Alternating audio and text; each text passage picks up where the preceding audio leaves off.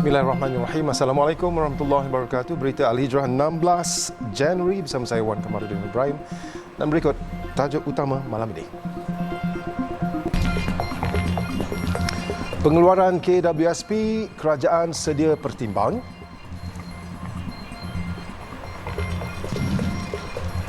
Juga 300 sekolah daif dikenal pasti.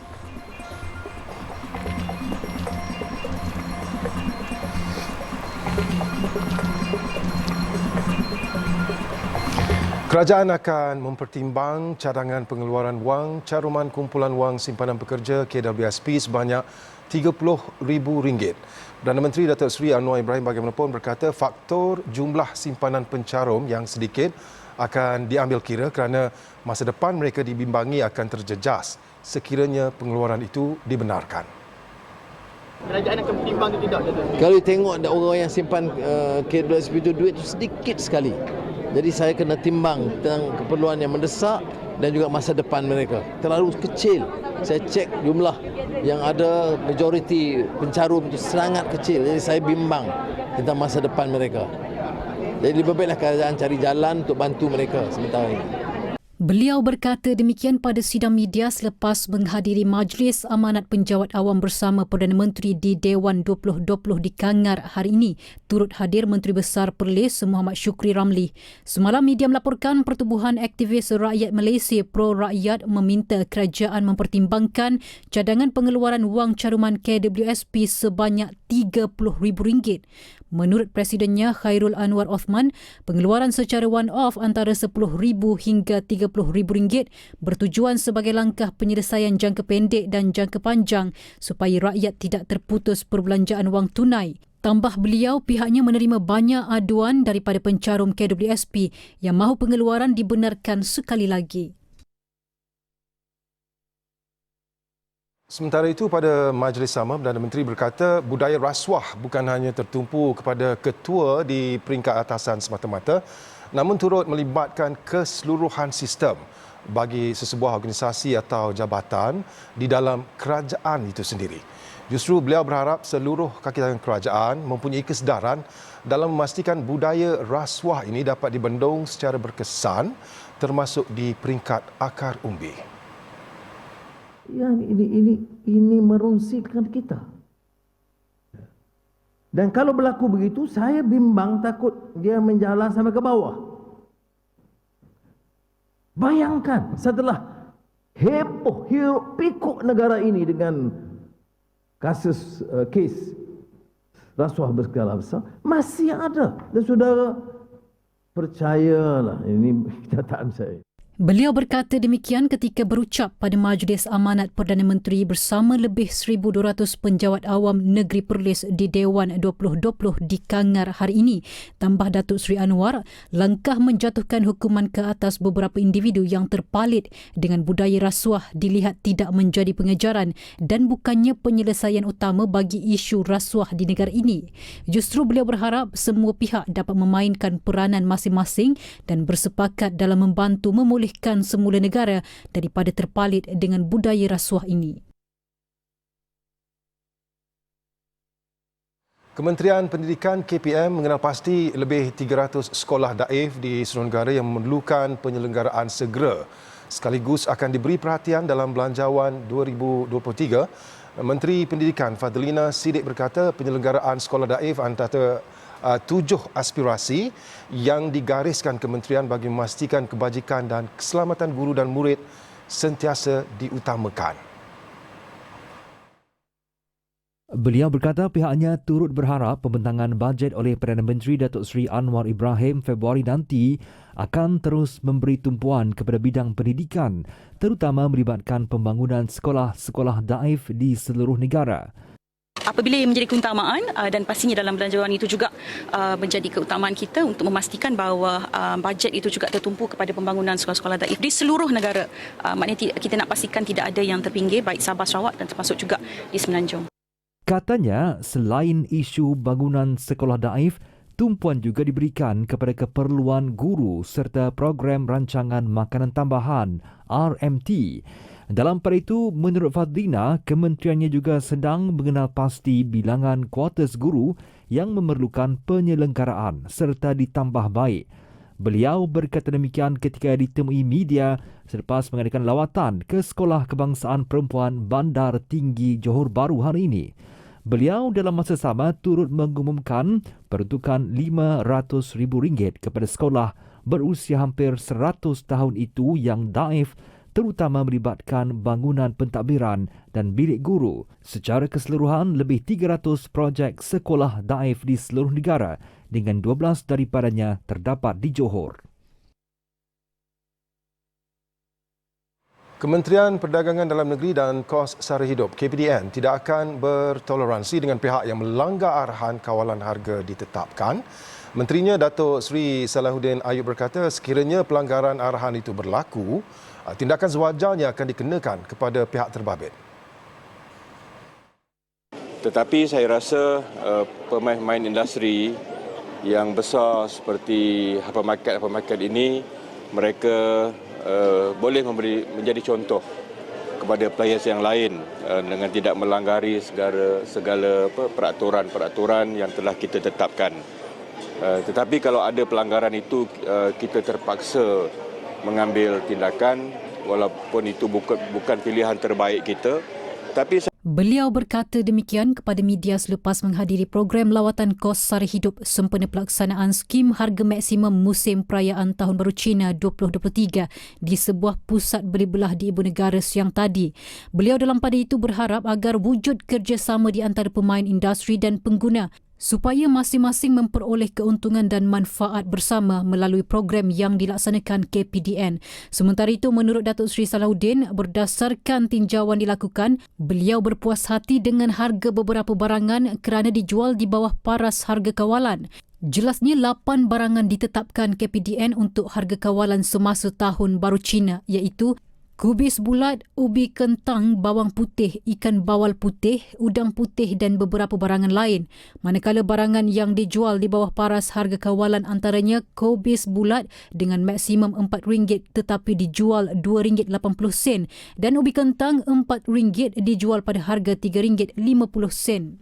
Dan ini membuktikan bahawa dalam apapun kegawatan yang berlaku, sikap tanggungjawab hypermarket ini saya rasa telah dapat memberikan kerjasama yang baik kepada pihak kementerian supaya rakyat dapat menikmati juga harga yang berpatutan dan juga keberadaan barang yang stabil di pasaran. Turut hadir Ketua Setiausaha KPDN Datuk Azman Muhammad Yusof, Ketua Pengarah Penguatkuasa KPDN Azman Adam, Pengarah Urusan KPDN Wilayah Persekutuan Kuala Lumpur Arifin Samsudin dan Ketua Pegawai Eksekutif Aeon Co Malaysia Berhad Aeon Ono KG.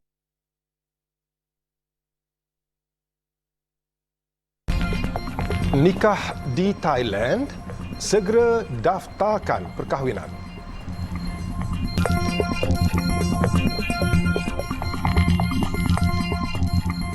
Polis Pulau Pinang menumpaskan sindiket mencuri kabel TM di Pulau Pinang dan Kedah yang berselindung di sebalik kerja-kerja penyelenggaraan. Dalam serbuan itu, 19 individu termasuk seorang subkontraktor dilantik TM diberkas polis dari bahagian siasatan jenayah Ibu Pejabat Polis Daerah IPD Timur Laut. Beliau berkata pendaftaran Ketua Polis Pulau Pinang Datuk Muhammad Suhaili Muhammad Zain berkata 11 lelaki ditahan ketika sedang leka mencuri kabel bawah tanah di persimpangan lampu isyarat Jalan Tanjung Bungah, Pulau Pinang pada jam 2.40 pagi. Penahanan tersebut membawa kepada tangkapan 8 individu lain termasuk seorang wanita dalam serbuan di Sungai Petani yang terdiri daripada kumpulan pencuri dan pembeli kabel curi. Modus operandi yang digunakan oleh kumpulan ini adalah menggunakan manhole dengan menyamar sebagai sedang membuat kerja ataupun tugas-tugas selenggaraan kabel TM untuk mengeburi pihak kami lah.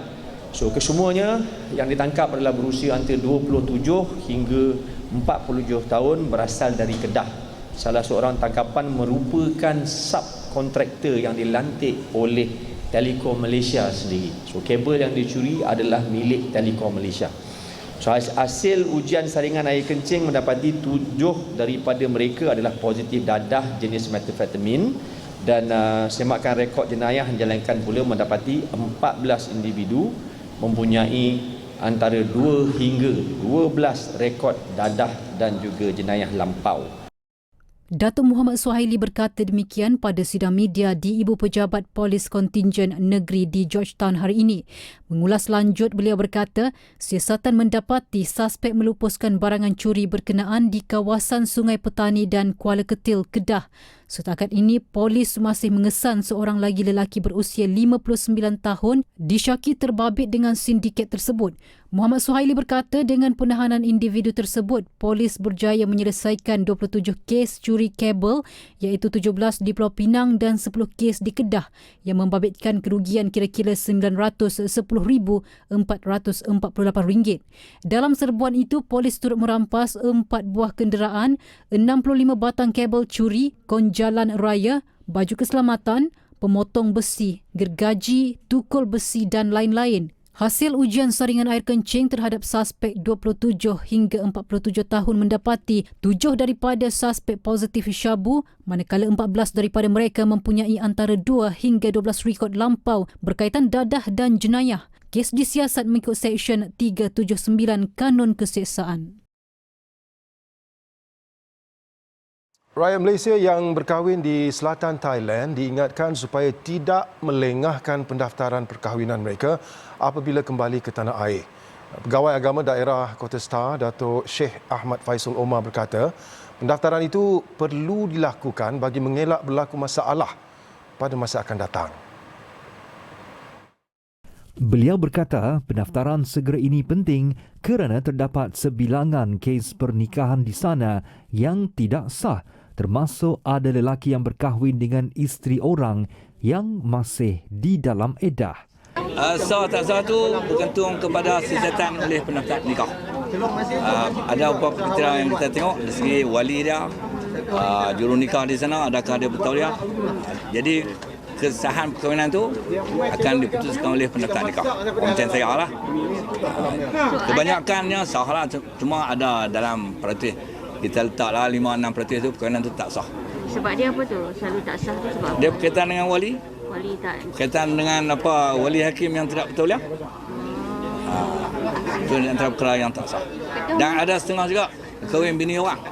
Aidah tak habis nikah. Beliau berkata demikian ketika ditemui selepas Majlis Pelancaran Menuai Padi Musim 1 2023 Smart Sawah berskala besar Asnaf SSBA Lembaga Zakat Negeri Kedah LZNK di Kampung Padang Lumat dekat Yan hari ini. Majlis dirasmikan Setiausaha Kerajaan Negeri Kedah yang juga pengerusi LZNK Datuk Norizan Kazali. Turut hadir Ketua Pegawai Eksekutif LZNK Datuk Sheikh Zakaria Uthman. Mengulas lanjut, Datuk Sheikh Ahmad Faisal berkata, dalam tempoh 2 tahun selepas pandemik COVID-19, kes pendaftaran nikah di pejabat itu kembali meningkat secara purata 15 kes sebulan. Katanya kes-kes membabitkan pernikahan di Thailand terbahagi kepada 3 kesalahan, iaitu kesalahan bernikah tanpa kebenaran bagi individu yang belum berkahwin atau bujang, manakala bagi kesalahan kedua adalah berpoligami tanpa kebenaran dan lewat mendaftarkan pernikahan di mana mereka ini akan didenda sebanyak RM1,000, melainkan yang berpoligami tanpa kebenaran akan didenda RM3,000. Tapi dia orang banyak duit, dia orang bayar. Salah. Tapi konklusi dia orang pergi menikah siang ni, mereka ni tak malu. Sebab dia membelakangkan ibu bapa, membelakangkan isteri pertama, macam-macam. Ya, Datuk Sheikh Ahmad Faisal turut menasihati orang ramai agar berwaspada dengan tawaran oleh sindiket pernikahan supaya tidak tertipu dan menyebabkan perkahwinan mereka tidak sah. Katanya pasangan yang ingin melangsungkan perkahwinan di Thailand perlu membuat perancangan supaya perkahwinan itu sah dari segi undang-undang agama negeri masing-masing. Umat Islam perlu memahami hikmah atau maqasid di sebalik usaha membebaskan institusi agama daripada pengaruh politik kepartian. Mufti Perak Datuk Wan Zahidi Wanteh berkata, politik kepartian yang cenderung kepada perbezaan dibimbangi boleh membawa kepada perbalahan dan perpecahan. Menurut beliau, perbezaan fahaman politik kepartian adalah satu lumrah yang tidak dapat dielakkan. Namun ketika beribadah di masjid dan surau, perbezaan itu harus diketepikan demi perpaduan ummah. Politik tidak boleh ada, politik dalam konteks tadi lah. Politik kepartian. Perbezaan tadi di dalam masjid atau surau yang berdaftar. Kalau dia ada surau persendirian boleh. Dan orang timbul dalam ini negara demokrasi bebas. Ya boleh demokrasi. Dia nak ceramah agama tak ada larangan. Dia nak sewa di rumah dia atau nak sewa dewan, dia nak pergi ceramah agama, tiada larangan. Ya. Tiada larangan. Boleh buat. Cuma dalam masjid yang di bawah tuanku, yang tuanku bertanggungjawab untuk menjaga perpaduan ummah ini, maka jangan sebut hal-hal perbezaan itu. Datuk Wan Zahidi mengulas mengenai perkeliling yang dikeluarkan Jabatan Agama Islam Perak JAIB Disember lalu mengenai titah Sultan Perak Sultan Nazrin Muazzuddin Shah yang tidak membenarkan ahli politik berucap atau menyampaikan ceramah di masjid dan surau di negeri itu. Dalam pada itu, pengerusi Jawatankuasa Muzakarah Majlis Kebangsaan bagi Hal Ehwal Agama Islam Malaysia MKI, Datuk Noh Gadut menegaskan golongan ulama' dan umara' iaitu pemimpin perlu bersatu dan tidak berpecah belah demi kebaikan ummah. Ulama' dengan umara' tak boleh berpisah. Umara' dengan umara' tak boleh berkelahi, tak boleh berselisih faham. Ulama' dengan ulama' juga tak mampu, tak boleh untuk bersifat. Dan ulama' umara' dengan rakyat, dengan masyarakat tak boleh dipisahkan dan mesti bersatu. Beliau juga mengingatkan umat Islam agar berpegang teguh kepada pegangan ahli sunnah wal jamaah mengikut kerangka aliran Asy'ariyah wal Maturidiyah agar kesatuan ummah terus terpelihara. Mereka ditemui ketika hadir sebagai ahli panel pada program Liqa' Fikri yang dipengerusikan Datuk Dr. Afifi Al-Akiti di Kuala Kangsar, Perak.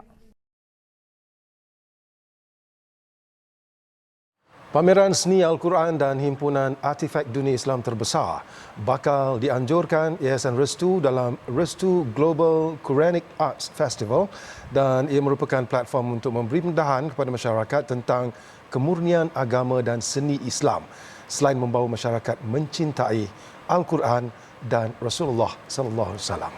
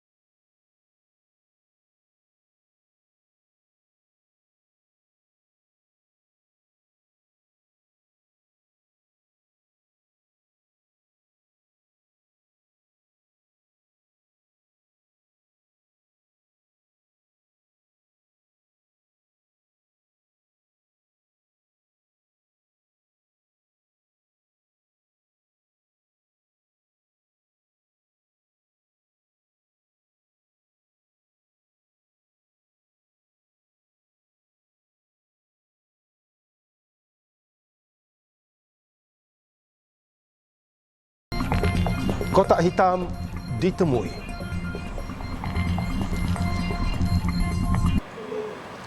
Laporan luar negara, hampir 50 kenderaan bertembung sama sendiri di sebuah lebuh raya berhampiran Seoul, Korea Selatan. Dalam insiden itu, seorang dilaporkan maut manakala 30 orang lagi cedera.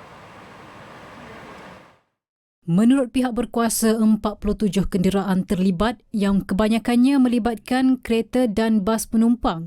Kemalangan itu berlaku malam tadi waktu tempatan di lebuh raya Kuripocheon yang terjejas akibat ais dan salji. Sehingga kini 3 orang dilaporkan alami cedera parah. Insiden didakwa bermula di persimpangan keluar Pocheon, kira-kira 40 km utara Seoul. Ia dilaporkan kemalangan terbesar berlaku di negara itu yang disebabkan ais dan salji.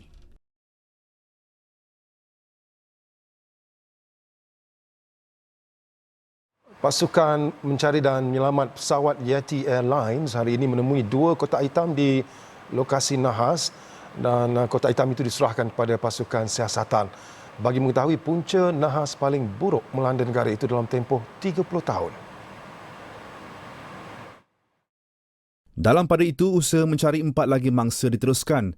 Namun pasukan SAR menjangkakan harapan menemui mangsa dalam keadaan hidup tipis. Pasukan penyelam diarah mencari mangsa di Sungai Seti berhampiran lokasi tragedi. Ekoran dikhawatiri mangsa terjatuh ke dalam sungai. Dalam tragedi semalam, pasukan Yeti Airlines yang membawa 68 penumpang dan 4 anak kapal berlepas dari Kathmandu menuju Pokhara terhempas di kawasan lembah Sungai Seti beberapa minit sebelum mendarat dari lapangan terbang yang hanya terletak 1.5 km dari lokasi kejadian. Ia membawa 57 warga tempatan, 5 warga India, 4 Rusia, 2 Korea Selatan dan masing-masing 1 dari Argentina, Ireland, Australia dan Perancis. Setakat ini, 68 orang disahkan maut. Proses siasatan dijangka memakan masa berbulan. Pokhara merupakan lokasi pelancongan popular di Nepal.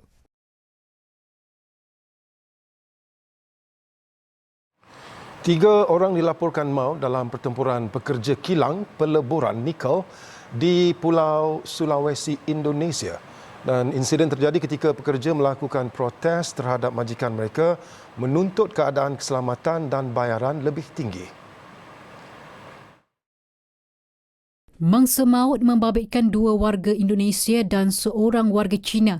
Kumpulan buruh kilang pelebur PT Gunbuster Nickel Industry GNI milik China melakukan protes ekoran mahukan bayaran lebih baik dan jaminan keselamatan. Dalam tunjuk perasaan itu terjadi pertempuran antara pekerja tempatan dengan pekerja asing warga China yang membabitkan kematian. Beberapa kenderaan syarikat dibakar manakala kira-kira 100 bilik asrama pekerja rosak.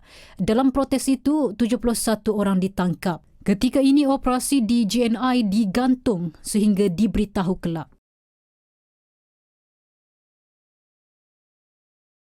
Di Israel, kira-kira 80,000 rakyatnya berhimpun di 3 bandar utama membantah rancangan Perdana Menteri Benjamin Netanyahu merombak sistem perundangan dengan mengurangkan kuasa Mahkamah Agung. Bantahan itu dibuat di dataran Habima, Tel Aviv, Baitul Maqdis dan Haifa. Walaupun dalam cuaca sejuk dan hujan, mereka tetap melakukan protes dan dilihat sebagai amaran awal kepada Netanyahu. Penunjuk perasaan berhaluan kiri kebanyakannya membawa payung dan membawa bendera serta sepanduk antaranya menulis kerajaan jenayah dan berakhir demokrasi. Netanyahu yang kembali berkuasa minggu lalu turut merancang memperbaharui sistem kehakiman. Awal bulan ini, Menteri Keadilan Israel Yariv Levin membentangkan pindaan fasal pengurangan di Parlimen yang membolehkan Parlimen membatalkan keputusan Mahkamah Agung dengan undi majoriti mudah.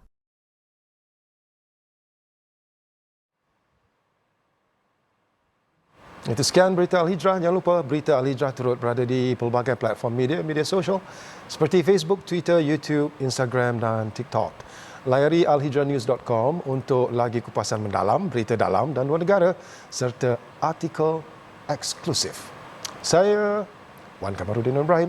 Assalamualaikum warahmatullahi wabarakatuh. Jaga diri. Selamat malam.